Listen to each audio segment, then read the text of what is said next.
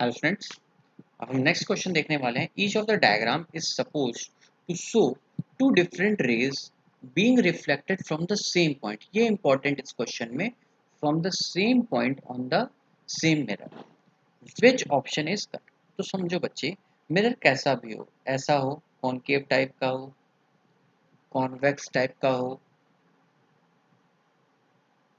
Plane mirror हो,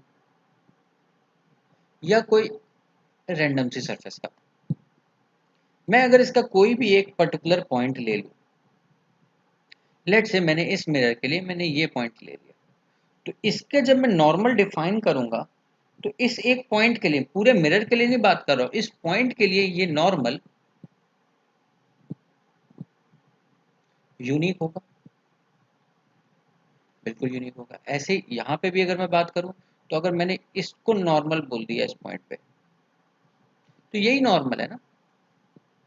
अगर मैं इसके लिए बात करूं, ये पॉइंट के लिए मैंने इसको नॉर्मल बोल दिया, ये 90 डिग्री बना रहा है, तो ये कि यूनिक नॉर्मल है ना। नॉर्मल 2 4 5 तो हो नहीं सकते। इस पॉइंट पे अगर मैं बात करूं, तो यही तो एक यूनिक ही नॉर्मल, एक ही नॉर्मल पॉसिबल है from the same point on the same mirror. मतलब नॉर्मल जिस केस में हमें देखना पड़ेगा कि नॉर्मल यूनिक आना चाहिए। तो अब देखो सबसे पहला केस, इसमें अगर बच्चे मैं बात करूं, तो ये वाला रे गई और ऐसे आई, that means law of reflection अगर फॉलो होगा, हो रहा होगा, तो angle of incidence angle of reflection के लिए हो रहा होगा, तो ये आई, ये आर हो रहा होगा। सिमिलरली अगर बच्चे मैं दूसरे जो डॉटेड लाइन है इसके लिए बात करूंगा, तो इसके लिए इंसिडेंट एंगल ये आई डैश हो जाएगा और रिफ्लेक्टेड एंगल ये आर डैश हो जाएगा। तो ये कॉमन नॉर्मल हमें दिख रहा है, हाँ ऐसा नॉर्मल पॉसिबल है जिसमें लॉ ऑफ रिफ्लेक्शन फॉलो हो रहा है। तो यहाँ तो मेरे को ऐसा लग रहा है फॉलो हो रहा है। लेकिन जैसे मैं यहाँ देखूंगा, इस रे को देखो, तो इसमें अगर बच्चे मैं लॉ ऑफ रिफ्लेक्शन करूंगा, तो इंसिडेंट रे अगर रिफ्लेक्टेड रे के बराबर है, इंसिडेंट एंगल अगर रिफ्लेक्टेड एंगल के बराबर है, तो नॉर्मल की डायरेक्शन ये आएगी, ये आई हो गया, ये आर हो गया।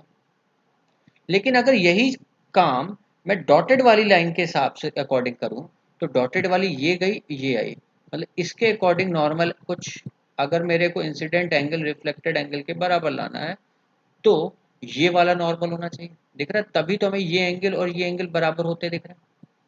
मतलब यहाँ पे हमें क्या दिख रहे हैं, two different normal on the same point, जो कि पॉसिबल नहीं है। मतलब ये जो केस है सेकंड पॉसिबल नहीं है। थर्ड केस की बात करते हैं। सिमिलरली यहाँ पे तो बहुत डायरेक्टली दिख रहा है कि यहाँ पे अगर इसके लिए मैं लॉ ऑफ रिफ्लेक्शन को सेटिस्फाई कराऊंगा, incident angle is equal to reflected angle, तो नॉर्मल ये आएगी। और अगर बच्चे मैं इसके लिए करूंगा, incident angle is equal to reflected, तो नॉर्मल ये आएगा। तो यहाँ तो बहुत ही अलग अलग डायरेक्शन के दिख रहे हैं, तो यहाँ पे भी पॉसिबल नहीं है, ना सेकंड पॉसिबल है ना थर्ड पॉसिबल, ओनली फर्स्ट। तो आंसर आ गया ओनली। ठीक है बच्चों, थैंक यू।